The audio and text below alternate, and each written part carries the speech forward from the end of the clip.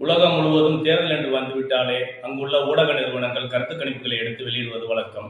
அதன்படி இந்த ஆண்டு நடைபெறவுள்ள சட்டமன்ற தேர்தலில் தமிழ்நாட்டில் யார் வெற்றி பெறுவார்கள், யார் ஆட்சி அமைப்பார்கள் என்ற ஒரு கருத்து கணிப்பை பல்வேறு நிறுவனங்கள் தொடர்ந்து வெளியிட்டு வருகின்றன.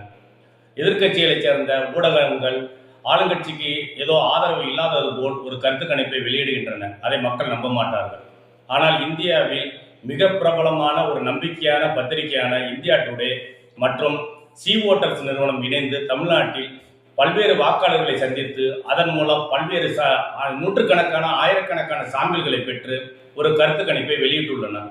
அந்த கருத்து கணிப்பின்படி நடைபெறவுள்ள சட்டமன்ற தேர்தலில் திமுக கூட்டணி 45% வாக்குகளுடன் மீண்டும் ஆட்சியில் தொடரும் என்றும், அதிமுக மற்றும் பாஜக கூட்டணி வெறும் 33% வாக்குகளையே பெறும் என்றும் அந்த கருத்து கணிப்பில் தெளிவாக கூறப்பட்டுள்ளது. 12% அதிக வாக்குகளுடன் திமுக கூட்டணி மீண்டும் ஆட்சியில் அமைவது உறுதி என இந்த கருத்து கணிப்பின் மூலம் தெரிய வருகிறது. தமிழ்நாட்டு மக்களுக்கும் தமிழ்நாட்டின் வளர்ச்சிக்கும் எண்ணற்ற திட்டங்களை தமிழ்நாடு முதலமைச்சர் மாண்புமிகு மு.க. ஸ்டாலின் அவர்கள் நிறைவேற்றி வந்துள்ளார்கள்.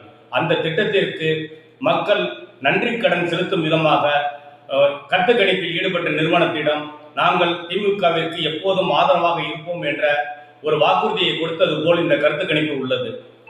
இந்தியாவில் நம்பகமான 2 நிறுவனங்கள் இணைந்து நடத்திய இந்த கருத்து கணிப்பு திமுக கூட்டணி மீண்டும் ஆட்சியில் அமரும் என்பதை பறைசாற்றி உள்ளது.